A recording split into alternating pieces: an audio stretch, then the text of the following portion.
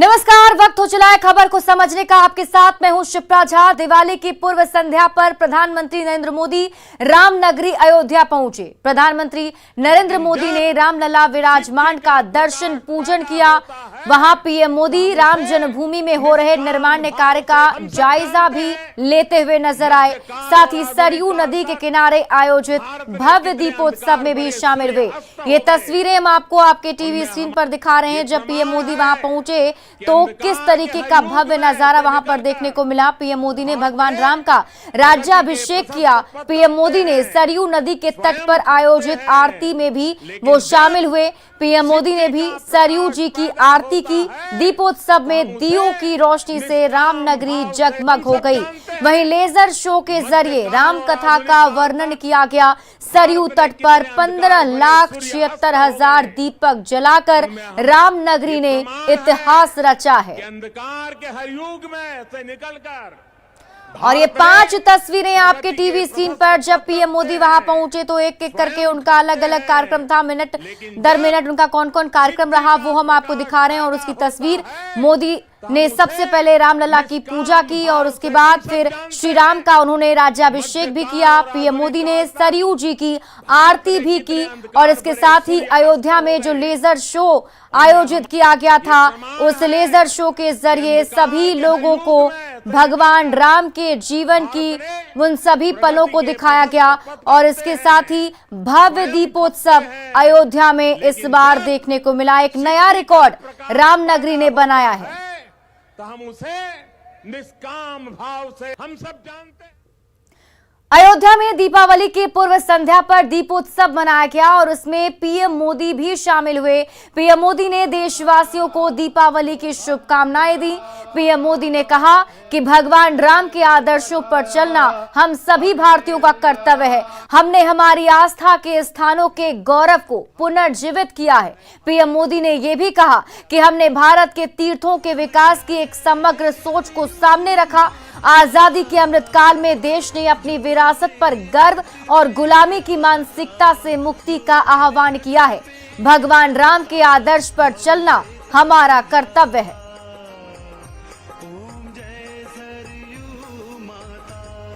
तपते हैं, स्वयं खपते हैं, लेकिन जब सिद्धि का प्रकाश पैदा होता है तो हम उसे निष्काम भाव से, हम सब जानते हैं मध्यकाल और आधुनिक काल तक भारत ने कितने अंधकार भरे सूर्य अस्त हो गए।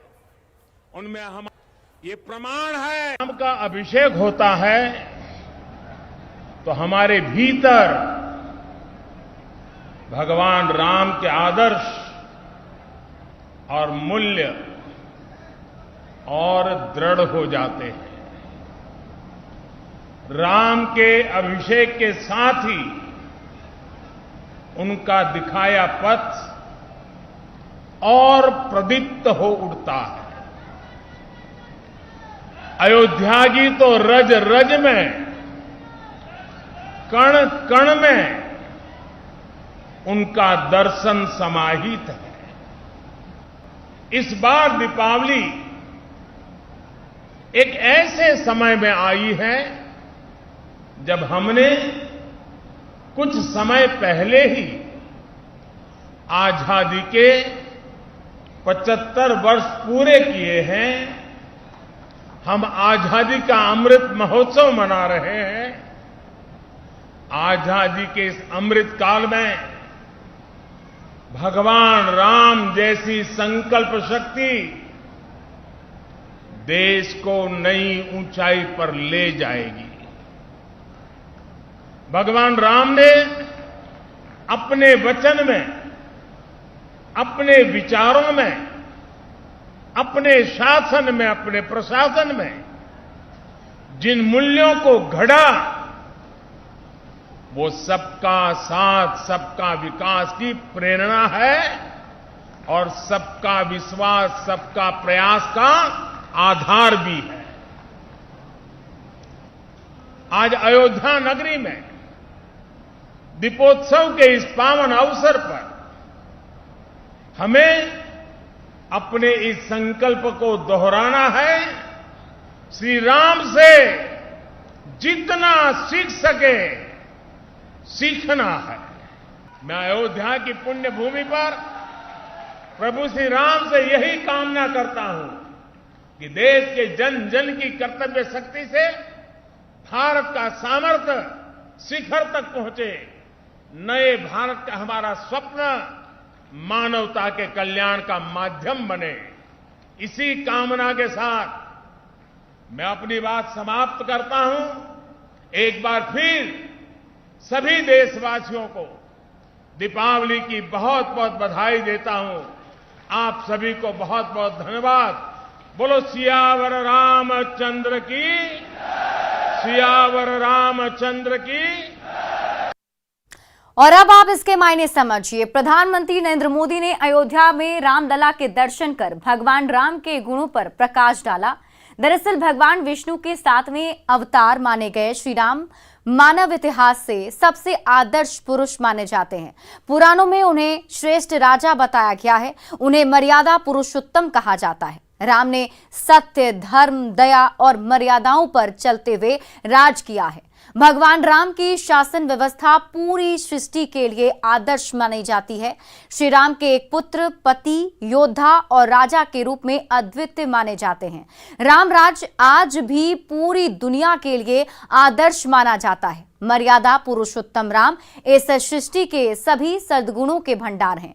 राम अनेकों गुणों के धनी हैं। राजा राम को धर्म ग्रंथों में सबसे आदर्श पुरुष माना गया है। सांसारिक जीवन में आगे बढ़ने, नाम कमाने यानी ख्याति, यश, कीर्ति के लिए सद्गुणों और अच्छे कामों की बड़ी भूमिका होती है, क्योंकि गुण ही किसी भी इंसान को असाधारण और विलक्षण प्रतिभा का स्वामी बना देते हैं। राम के आदर्श आज ही नहीं हर युग में प्रासंगिक हैं और पीएम मोदी ने भी लोगों से राम के बताए गए मार्ग पर ही चलने की बात कही और लोगों से यह अपील भी की है। बढ़ते हैं आगे। पीएम मोदी अयोध्या में दीपोत्सव में शामिल हुए। सरयू तट पर 15,76,000 दीपक जलाकर रामनगरी ने इतिहास रचा है। लेजर शो के बाद अयोध्या में जबरदस्त आतिशबाजी का नजारा देखने को मिला। सरयू घाट पर मौजूद पीएम मोदी और सीएम योगी ने इस आतिशबाजी का लुत्फ उठाया, जिसकी तस्वीर आपके टीवी स्क्रीन पर हम दिखा रहे हैं। नए घाट का निर्माण किया गया।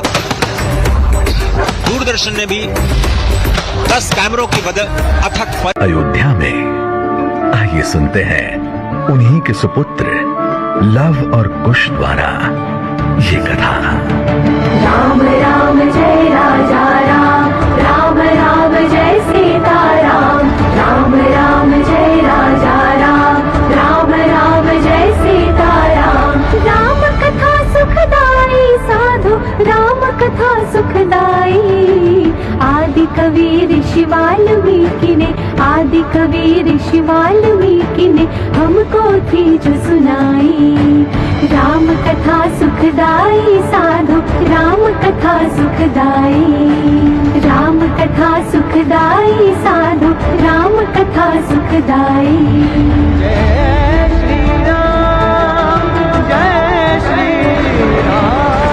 बड़ी जतन तप यज्ञ हवन से राम लला जब आए, देख के दशरथ सुंदर शिशु को भूले नहीं समाए।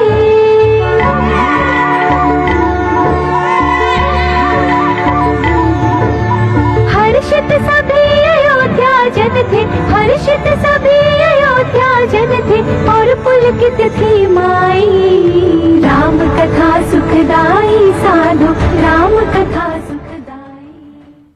बढ़ते हैं आगे और अब बात कुछ अन्य खबरों की। त्योहार के मौके पर झारखंड में अंत्योदय योजना के लाभुकों को मुंह मीठा कराने का वादा ही रह गया। अब तक पीडीएस दुकानों में खाद्य आपूर्ति एवं वितरण विभाग का चीनी नहीं पहुंच पाया है।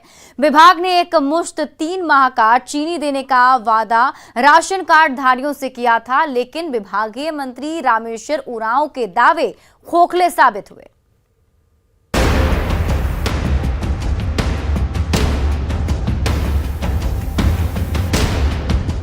अनाज की बोरियों में अंत्योदय योजना के तहत मिलने वाली चीनी की बोरी नदारद है। देर से ही सही पर पीडीएस सिस्टम के तहत मिलने वाला चावल और गेहूं भले ही मिल रहा हो, पर चीनी का अब तक कहीं अता पता नहीं है। दशहरा के समय से ही राशन कार्डधारी चीनी मिलने के इंतजार में पीडीएस दुकान के चक्कर काट रहे हैं, लेकिन अब तक गरीबों के हिस्से का चीनी पीडीएस दुकानों तक नहीं पहुंचा। जबकि दशहरे के बाद विभागीय मंत्री रामेश्वर उरांव ने तो 17 अक्टूबर को न्यूज 18 के सवाल पर चीनी वितरण शुरू हो जाने का दावा भी किया था। एक ही दफे नहीं आता है, वो खेप में आता है, फेज वाइज आता है, दूर दूर की जगहों में पहले आ जाता है। और जगह पता लगा लीजिए, शुरू है बटना। जैसे ये हम एडमिट करते हैं कि 6 महीना नहीं बटा था, उसमें तो पहले बता दिया आप लोगों को कि 6 महीने नहीं बटा है, कुछ कारण हो गया था। चीनी वितरण को लेकर हकीकत का अंदाजा इस बात से लगाया जा सकता है कि अब तक राजधानी रांची के पीडीएस दुकानों तक चीनी नहीं पहुंच पाई, जबकि चीनी के लिए पीडीएस दुकानदारों ने पैसा भी जमा कराया था। मौका दीपावली का है, इसलिए एक मुश्त 3 महीने का मिलने वाला 3 किलो चीनी लेने के लिए लाभुक पीडीएस दुकानदार पर दबाव बना रहे हैं। लेकिन चीनी मिलने के सवाल पर ना के अलावे कोई जवाब नहीं सूझ रहा और जनता से लेकर दुकानदार तक मंत्री रामेश्वर उरांव के दावे को आईना दिखा रहे हैं। चीनी नहीं मिला है, दाल नहीं मिला, क्या मिला था? गेहूं चावल दोनों मिला है। ये काहे नहीं मिला, क्या बोल रहा है? तो उसको मिलवे नहीं किया तो देगा कहाँ से? पैसा तो जमा किया है, लेकिन वस्तु स्थिति ऐसा है कि अभी भी लोग चीनी राशन दुकानदार तक नहीं पहुंचाया गया। चीनी अगर राशन दुकानदार के पास मिल जाएगा तो चीनी अवश्य कार्डधारी के बीच में वितरण किया जाएगा। झारखंड में हमेशा से ही सुस्त पीडीएस सिस्टम को लेकर सवाल खड़े होते रहे हैं। कभी राशन के बंटवारे में गड़बड़ झाला तो कभी घोषणा के बाद राशन का नहीं मिलना आम बात है। चीनी वितरण को लेकर विभागीय मंत्री के दावे और आदेश भी यदि ठेंगे पर है तो बाकी अधिकारियों के आदेश का क्या होगा ये बताने की जरूरत नहीं। लेकिन गरीब जनता की इस बार की दिवाली फीकी ही रह गई। अविनाश कुमार, न्यूज 18 रांची। पीडीएस दुकानों में चीनी नहीं मिलने के अब आप इसके मायने समझिए। झारखंड के पीडीएस दुकानों में अंत्योदय योजना के तहत 1 रुपए किलो चीनी मिलती है, लेकिन कई महीने से पीडीएस दुकानों से चीनी गायब है। नतीजा, राज्य के करीब 9 लाख से अधिक परिवार इस सुविधा से वंचित हो गए हैं। ऐसे में बीपीएल जनता खुले बाजार से महंगी चीनी खरीदने को मजबूर हो गई है। 1 हफ्ते पहले खाद्य आपूर्ति मंत्री ने चीनी मिलने का दावा किया था, लेकिन विभागीय झमेले में फंसे पीडीएस दुकानों में अब तक चीनी नहीं पहुंच पाई है। और जब दुकानों पर ही चीनी नहीं है तो लोगों के बीच वो चीनी कैसे बांटी जाएगी। बढ़ते आगे, पटना में एक बार फिर गंगा नदी में बालू लदी नाव समा गई। हादसे के कई घंटे बीतने के बाद भी लापता 5 लोगों का सुराग नहीं मिल पाया है। हादसे के बाद प्रशासन पर अब गंभीर सवाल उठ रहे हैं। पटना में फिर नाव हादसा, गंगा में समाई बालू नदी नाव, पीले सोने की लूट में गई जान। आखिर कब संभलेगा प्रशासन?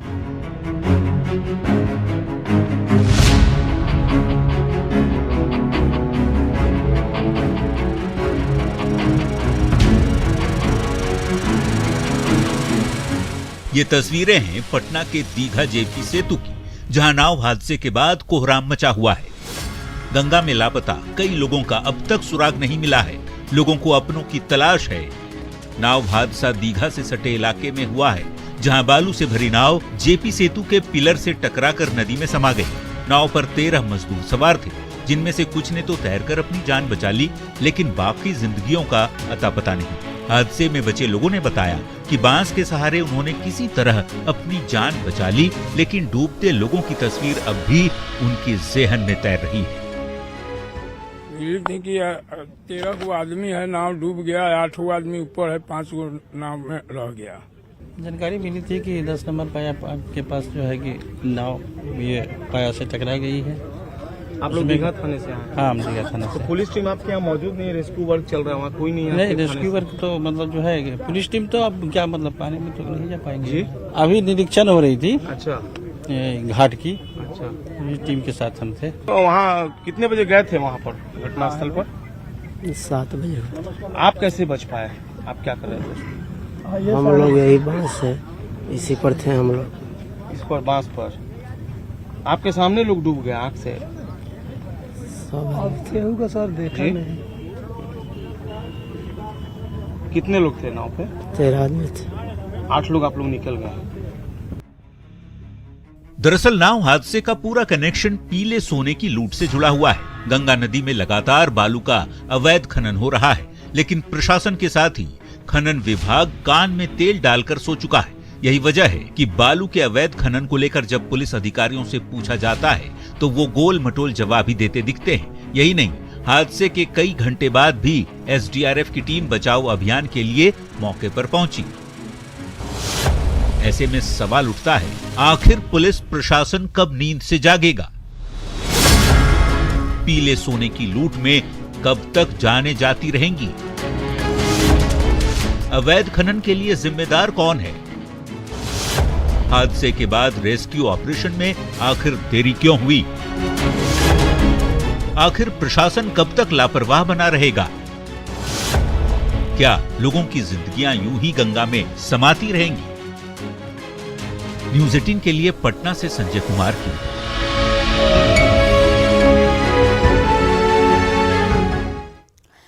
दिवाली में इस बार चाइनीज दियों को टक्कर देने के लिए शुद्ध देसी दिए बाजार में उतर गए हैं। दीपावली पर घरों को रोशन करने के लिए बेगूसराय के राकेश इस साल गाय के गोबर से दिए बना रहे हैं। कैसे तैयार किए जा रहे हैं ये रंग बिरंगे दिए, आप इस रिपोर्ट में देखिए।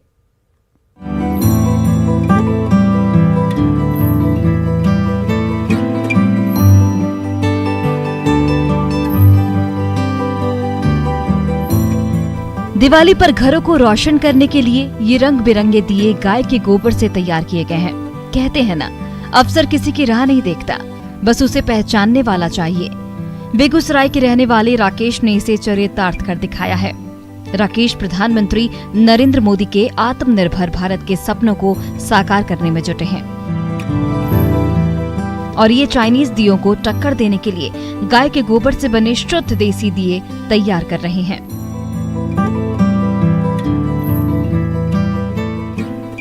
खास बात यह है कि उपयोग के बाद गोबर से बने दीपक के अवशेष को खाद के रूप में उपयोग किया जा सकता है। राकेश बताते हैं कि शास्त्रों के मुताबिक गौमाता के गोबर का उपयोग धार्मिक कार्यों में किया जाता है, इसलिए हमारा लक्ष्य ज्यादा से ज्यादा दिए तैयार करना है ताकि लोग गाय के गोबर के महत्व को जाने और इको फ्रेंडली दिवाली मनाएं। न्यूज़ 18 के लिए मुकेश कुमार की रिपोर्ट। और भारत ने T20 वर्ल्ड कप 2022 के अपने पहले मैच में पाकिस्तान को 4 विकेट से हरा दिया। टीम इंडिया ने अपने फैंस को दिवाली गिफ्ट दिया है, जिसमें 4 विकेट से पाकिस्तान को हराया गया है। पाकिस्तान ने पहले बैटिंग करते हुए टीम इंडिया को 160 रनों का लक्ष्य दिया। इसके जवाब में भारत ने आखिरी ओवर की आखिरी गेंद पर लक्ष्य हासिल कर लिया। विराट कोहली ने शानदार बल्लेबाजी करते हुए 82 रनों की नाबाद पारी खेली। पाकिस्तान पर भारतीय टीम की जीत पर फैंस जमकर जश्न मना रहे हैं।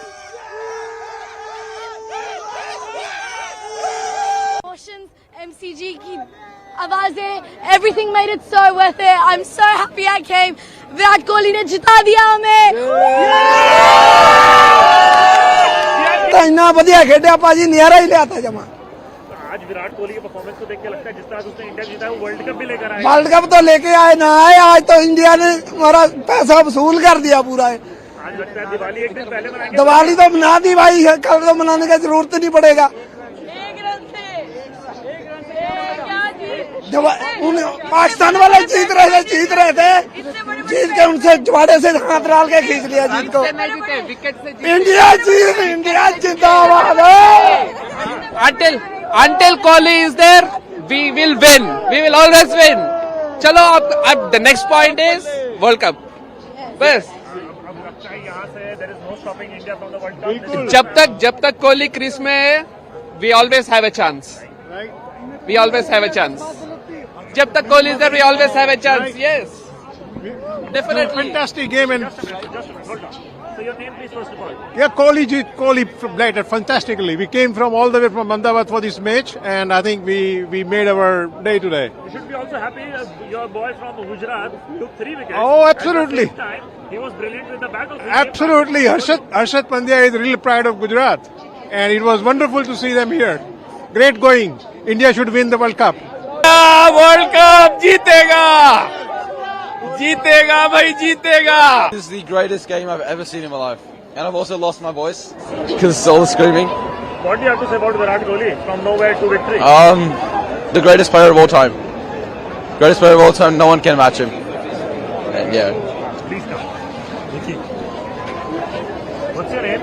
Bonnie Guerra. How happy you are after this victory? I'm really happy.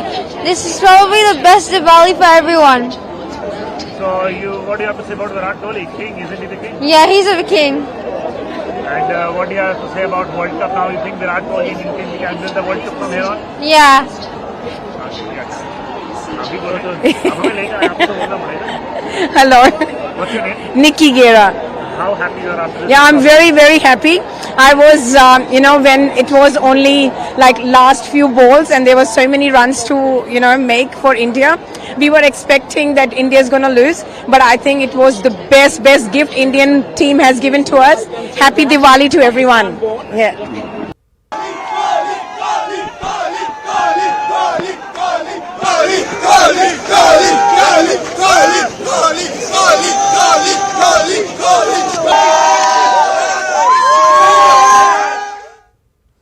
और फिलहाल इस बुलेटिन में अभी के लिए बस इतना ही। आप देखते रहिए न्यूज़ 18 बिहार झारखंड।